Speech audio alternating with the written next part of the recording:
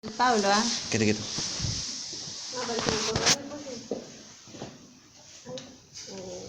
Saquen fotos.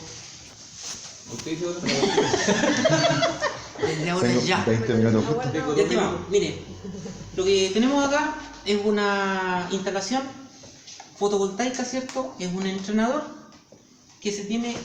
Este entrenador es un entrenador aislado donde no existe corriente eléctrica. ¿Ya? Esto se puede poner en una casa, en la cordillera, en la playa, donde no llega la luz. Entonces, los principales equipos que tiene este pequeño entrenador, tenemos aquí un foquito que simula el sol, ¿cierto? Tenemos este panel, pequeño panel, que aquí están identificadas cada una de las celdas. Es un panel de 6 celdas. En este momento yo conecté acá 2 celdas solamente. Entonces, lo que hemos visto hasta ahora de los paneles, la característica principal es que a mayor radiación solar, ¿cierto?, genera mayor potencia. Por lo tanto, también generaría mayor corriente. Entonces, fíjense que el sol yo lo puedo aumentar la radiación y disminuir la radiación. Entonces, con este instrumento es el piranómetro fotovoltaico. Con este instrumento uno mide la irradiancia, ¿ya?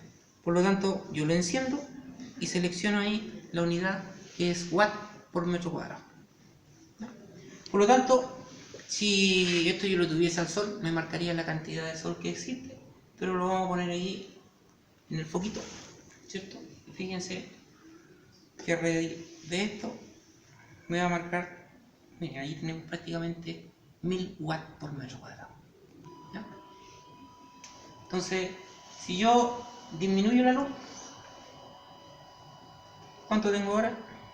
47. 470. ¿Ya? Entonces, La mitad casi. la mitad, ¿ya?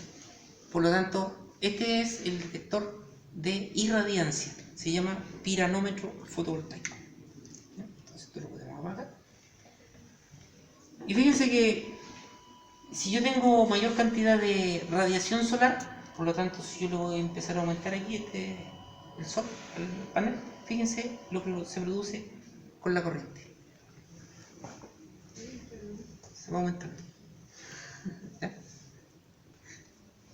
A mayor radiación, mayor corriente. Potencia, mayor corriente y por lo tanto mayor potencia, ¿ya? ¿Hay algo que regula la corriente que ingresa hacia el circuito? ¿A cuál circuito? Por ejemplo, en una casa, hay harto sol en el momento del día y hay harta energía que está entrando al panel. Sí. Y así le inyecta energía a la casa y Ya, a los sí se puede hablar. Lo que pasa es que en una instalación aislada hay otros equipos que también se ocupan, que van en función de lo que tú me estás preguntando. Si hay irradiancia total, hablemos de 1000 watts por metro cuadrado, el panel te va a generar la corriente para que el fabricante lo hizo, ¿ya? Pero esa corriente se guarda en una batería, ¿ya? Y la batería va de la mano de un regulador de carga. Entonces el regulador de carga se encarga de que la batería no se sobrecargue ni tampoco se descargue, ¿ya? Por lo tanto, esos dos equipos siempre van de la mano, ¿ya? Entonces, aparte del generador fotovoltaico, que es los paneles que van a ser conectados en serie en paralelo, yo tengo el regulador de carga, que es este que está acá. Existen 2 reguladores de carga en el mercado, que son este que es del tipo PWM, ¿ya? Pues vamos a ver cuál es la diferencia con el otro. Y tenemos la batería, ¿ya? Entonces estos dos funcionan al mismo compás, porque uno depende del otro y el otro depende del uno. Por lo tanto, como los paneles generan corriente continua, a la salida del regulador de carga, yo tengo cargas, en este caso ampolletas, que funcionan con corriente continua. Y ahora yo voy a proceder a encender esas cargas.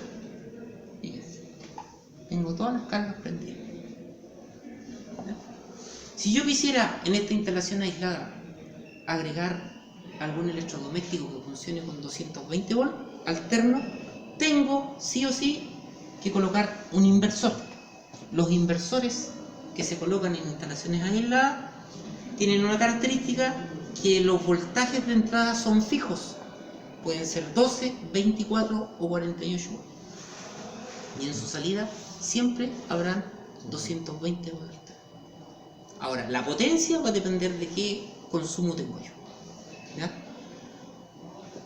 Y como aquí abajo tengo una ampollita que es de corriente alterna, ahí esa ampollita está funcionando a través del inversor. Entonces ustedes podrían decir, pero si usted tiene el foco prendido, si lo apaga, se va a apagar la ampollita. No, no se va a apagar, porque resulta que en este momento Está usando la batería. se está usando la batería. Entonces va a llegar un momento. Pero igual como que bajo la intensidad. Claro, porque igual, o sea, bajó la intensidad porque este estaba prendido, porque el sol estaba. Ya, ok. ¿Ya? Pero no fue Sin embargo, como esto A ver. ya está ocupando corriente de la batería, si ustedes se fijan aquí, la batería dice que está al 100% de carga. Entonces va a pasar un ratito y esto va a empezar a marcar menos cantidad. ¿Por qué? Porque la batería se va a empezar a descargar. Saca tu teléfono.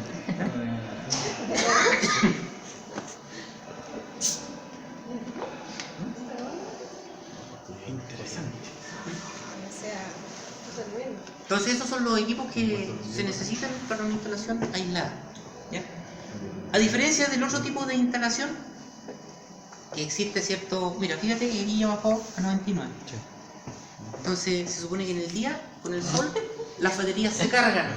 ¿Qué baterías son? ¿De auto? No se pueden ocupar baterías de auto. No. Solamente se pueden ocupar baterías solares. ¿Ya? ¿Por qué? Porque la característica de la batería solar es que se carga y se descarga, pero en forma lenta. La del auto no. La del auto se puede descargar de un golpe de corriente. Esos son. ¿Ya?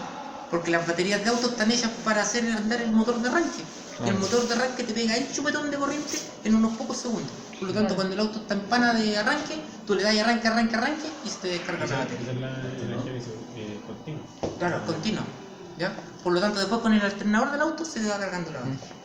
¿Ya? Pero estas no, pues estas funcionan para que se descarguen en forma lenta y se carguen también en forma lenta. ¿Ya? La otra aplicación que se hace fotovoltaica, nos vamos a dar vuelta y vamos a mirar esos paneles que están ahí. Tenemos, esta es una celda. Entonces, si contamos el número de celdas que tiene cada panel, estos paneles son de 60 celdas. ¿Ya? Y estos paneles se ocupan para conectarse a la red eléctrica. Principalmente estos paneles se colocan en serie. ¿Por qué?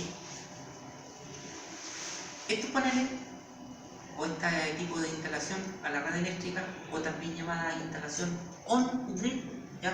Que va con la red eléctrica, a diferencia, este igual tiene un inversor, a diferencia del sistema de allá, este sistema solamente usa los paneles, un inversor on-grid y un medidor bidireccional. ¿Cuál es la característica de ese inversor on-grid que difiere, ¿cierto?, del otro inversor que era para una instalación aislada? Es que este inversor de acá, que está puesto por allá y el mismo que está ahí, tiene un rango de voltajes de entrada, no como ese que está ahí que tiene valores fijos, ¿ya?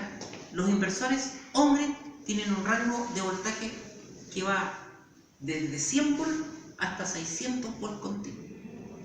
Y es por ello que estos paneles nunca se ponen en paralelo, siempre se ponen en serie, porque en serie se supone que aumentamos la capacidad de voltaje. ¿Ya? Como los inversores tienen alrededor un rango entre 100 y 600, si nosotros sumamos el voltaje de cada uno de ellos, hacemos 150 volts. Por lo tanto, estamos dentro del rango de la capacidad de entrada del inversor. Además, este tipo de sistema sirve para conectarnos a la red eléctrica. ¿Ya? Sirve para conectarnos a la red eléctrica.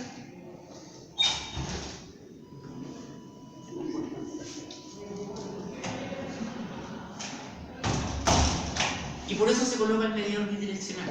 ¿Ya? Cuando nosotros estamos en la casa podemos ocupar, ¿cierto?, estos paneles para alimentar nuestros circuitos eléctricos, ¿ya?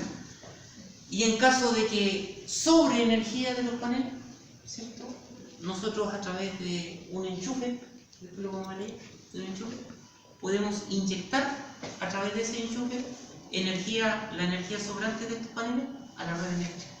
Y por ello, si nosotros tenemos un contrato con la Secretaría de Electricidad y Combustible, nos puede llegar un chequecito por el pequeño aporte que nosotros hemos hecho a la red eléctrica. Por lo tanto, este tipo de sistemas es el que van a hacer ustedes en el último trabajo, según el consumo de la casa que ustedes dicen, van a calcular el panel, el inversor, y le van a colocar un medidor de inyección. Y esa va a ser la aplicación fotovoltaica que van a juntar con el último trabajo. Y para eso voy a estar yo, voy a indicarles, porque va a ser con paneles reales, van a tener que meterse en internet, buscar el tipo de panel, adjuntar la hoja en el portafolio y todo eso.